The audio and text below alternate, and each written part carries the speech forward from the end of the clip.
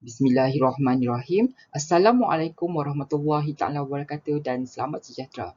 Saya Muhammad Rafizi bin Daldin dari program Antropologi dan Sosiologi FZK UKM. Pada hari ini akan berkongsi mengenai kertas abstrak panjang saya yang juga merupakan sebahagian daripada daftar kajian penyelidikan PhD saya yang bertajuk Perkahwinan Mixed Orientation, Faktor-faktor lelaki biseksual mengekalkan perkahwinan dengan wanita heteroseksual. Untuk makluman tuan-tuan dan perempuan, penulisan abstrak panjang ini merupakan penulisan saya bersama dengan kedua orang penyelidik saya iaitu Dr. Hafizah Yusof dan juga Dr. Azlina Abdullah. Tuan-tuan dan puan-puan sekalian, saya akan mulakan pembentangan saya dengan latar belakang kajian. Jadi apa yang dimaksudkan dengan perkahwinan mixed orientation? Menurut Buxton 2001, perkahwinan mixed orientation merupakan perkahwinan yang melibatkan salah satu pasangan bukan heteroseksual sama ada homoseksual atau biseksual yang berkahwin dengan pasangan heteroseksual. Menurut Hanis Nabihah dan rakan-rakan 2018, terdapat 3 jenis perkahwinan mixed orientation, iaitu yang pertama, perkahwinan homoseksual heteroseksual yang mana melibatkan sama ada golongan gay ataupun lesbian yang berkahwin dengan pasangan heteroseksual. Yang kedua, perkahwinan biseksual heteroseksual, dan yang ketiga, perkahwinan aseksual heteroseksual. Secara keseluruhannya, fenomena perkahwinan mixed orientation ini sebenarnya sudah lama berkembang dalam masyarakat dunia, terutamanya di negara-negara barat. Jika menurut Buxton 2001, dianggarkan hampir 2 juta pasangan yang terlibat dalam perkahwinan ini. Menurut Hanis Nabihah, di Malaysia pula, istilah mixed orientation tidak digunakan kerana perkahwinan jenis ini sering tersembunyi di sebalik perkahwinan heteroseksual dan hanya diketahui oleh mahkamah yang menguruskan kes-kes penceraian yang melibatkan pasangan ini. Jadi seperti yang kita tahu di Malaysia, tekanan sosial daripada institusi agama, budaya dan undang-undang terutamanya kepada orientasi seksual selain daripada heteroseksual sudah semestinya akan menimbulkan cabaran kognitif kepada pasangan mixed orientation untuk terus kekal dalam perkahwinan masing-masing. Tuan-tuan dan perempuan sekalian, untuk makluman, fokus kajian saya adalah berkaitan dengan lelaki biseksual yang berkahwin secara sah dengan wanita heteroseksual, namun dalam masa yang sama masih aktif menjalankan hubungan dengan pasangan sejenis di luar perkahwinan. Jadi jika dilihat dalam konteks bisexuality ini, di Malaysia ia dianggap sebagai tabu kerana bertentangan dengan nilai dan juga norma dalam masyarakat kita. Dan walaupun mereka boleh berkahwin dan mengadakan hubungan intim bersama dengan pasangan wanita, namun perlakuan mereka iaitu melakukan hubungan dengan pasangan sejenis masih tidak diterima dan ditentang oleh masyarakat terutamanya bagi pasangan mereka. Dan sekiranya diketahui sudah tentu akan berlaku penceraian.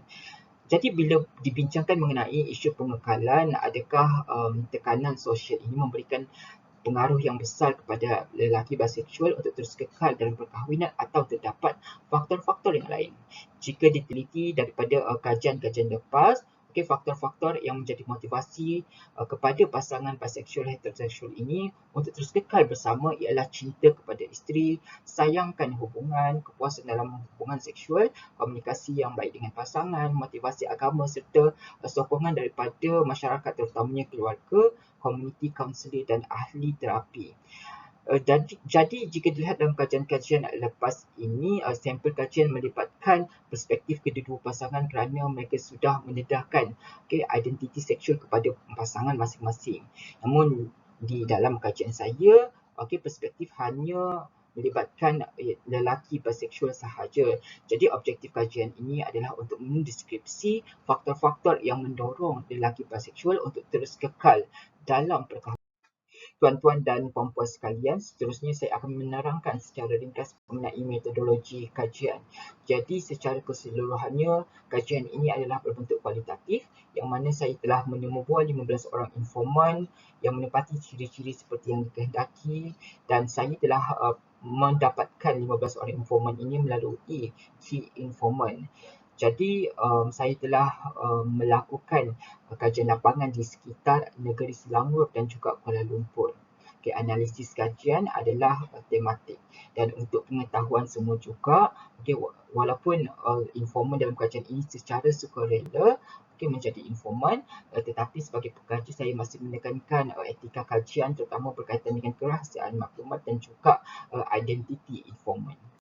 Tuan-tuan dan puan-puan sekalian, seterusnya saya akan berkongsi mengenai hasil dapatan kajian mengenai faktor-faktor lelaki biseksual yang terus kekal dalam perkahwinan. Jadi saya telah kategorikan kepada dua tema utama, iaitu yang pertama faktor dalaman dan juga yang kedua faktor dalam luaran. Jadi di bawah tema faktor dalaman terdapat 4 subtema, iaitu yang pertama perasaan sayang kepada isteri. Bagi informan yang telah menjalinkan hubungan percintaan sebelumnya, mereka mengatakan bahawa perasaan sayang daripada awal sehingga ke kini masih juga mereka ingin memberikan komitmen sehingga ke akhir hayat mereka. Ada juga informan yang menyatakan perasaan sayang akan wujud semasa kahwin ini kerana terdapat faktor pendidikan daripada isteri seperti pandang masak, menguruskan rumah tangga, pandang menjaga anak, sikap mengambil berat dan juga tidak mengongkong menyebabkan mereka ingin terus kekal. Di bawah subtema kedua, perasaan sayang kepada anak-anak. Informan mengatakan bahawa mereka mempunyai hubungan yang rapat dengan anak-anak. Perasaan belas kasihan kerana anak-anak masih kecil dan juga ada informan yang mengatakan sekiranya anak-anak sebagai penyeri dalam hidup mereka, jadi mereka ingin terus kekal. Di bawah subtema ketiga, iaitu ingin menutup homoseksual dalam diri. Ini bagi informan yang sebelumnya menyatakan alasan untuk menghilangkan homoseksualiti. Namun sebab ini berlaku apabila selepas berkahwin, mereka mengakui pengalaman sebagai seorang lelaki homoseksual sebelumnya menyebabkan mereka masih mencari lelaki di luar pernikahan mereka.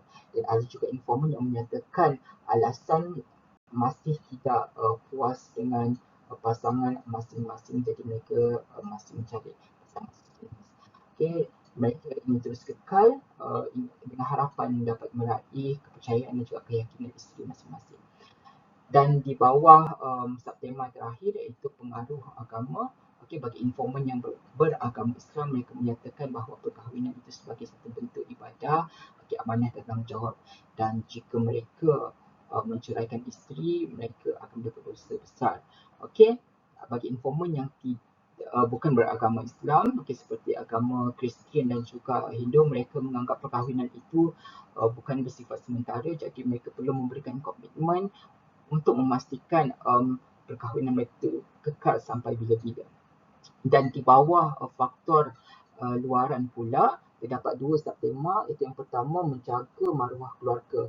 Di bawah subtema ini terkait dengan informan yang telah dijodohkan oleh keluarga masing-masing untuk menjaga hubungan antara keluarga mereka dan juga keluarga mentua. Dan ada juga informan yang menyatakan mereka ingin terus kekal kerana nak menjaga status keluarga. Di bawah subtema mengelakkan stigma negatif pula. Di bawah subtema ini, para informan mengakui mereka tidak risau akan identiti homoseksual mereka kerana mereka mengamalkan ataupun mengaplikasikan dramaturgi dalam kehidupan seharian mereka. Apa yang dirisaukan adalah berkenaan tindakan mereka sekiranya mereka keluar daripada perkahwinan, iaitu dianggap sebagai lelaki dayus, tidak amanah dan bertanggungjawab. Dan mereka juga risau akan memberi kesan kepada kerjaya masing-masing. Jadi tuan-tuan dan puan-puan, secara keseluruhannya kajian ini mendapati bahawa lelaki biseksual menunjukkan sekiranya mereka committed untuk terus kekal dalam perkahwinan. Faktor-faktor dalaman yang merangkumi personal komitmen dan moral komitmen menjadi motivasi utama kepada mereka untuk terus kekal dalam perkahwinan. Dan dapat kajian ini selari juga dengan kajian-kajian lepas yang menyatakan bahawa motivasi dalaman sebagai pengaruh utama mereka untuk terus kekal dalam perkahwinan. Faktor lelaki biseksual kekal dalam perkahwinan untuk menutup identiti homoseksual. Ini kerana mereka dapat mengaplikasikan dramaturgi dalam kehidupan seharian mereka. Dan lelaki biseksual tidak merasakan tekanan sosial sebagai pengaruh utama mereka untuk terus kekal kerana mereka mampu berdramaturgi. Malah mereka lebih bimbang sekiranya mereka bertindak meninggalkan isteri dan anak-anak. Tuan-tuan dan puan-puan sekalian, kesimpulannya jelas bahawa faktor-faktor dalaman dilihat lebih dominan dan memberi motivasi utama kepada lelaki biseksual untuk kekal dalam perkahwinan berbanding dengan faktor-faktor luaran. Dilema terhadap penerimaan dan keterbukaan masyarakat, terutamanya pasangan, menyebabkan mereka ingin terus bersembunyi di sebalik perkahwinan. Kajian ini dilihat memberi implikasi kepada pembaca, terutamanya kepada pihak-pihak tertentu seperti individu, pusat sokongan sosial serta kerajaan dalam membantu dan menangani isu ini pada masa akan datang. Dan tentunya penelitian terhadap isu ini dilihat dapat memperkembangkan lagi korpus ilmu, terutamanya apabila kajian-kajian seperti ini masih kurang dijalankan di negara kita. Untuk akan datang, pengkaji mempunyai harapan dan bercadang untuk membuat kajian lanjutan kepada pasangan yang terlibat. Dan itu sahaja daripada saya. Sebarang pertanyaan boleh diajukan kepada saya secara selepas habis pembintangan atau boleh email kepada saya melalui email yang tertera. Jadi sekian, terima kasih.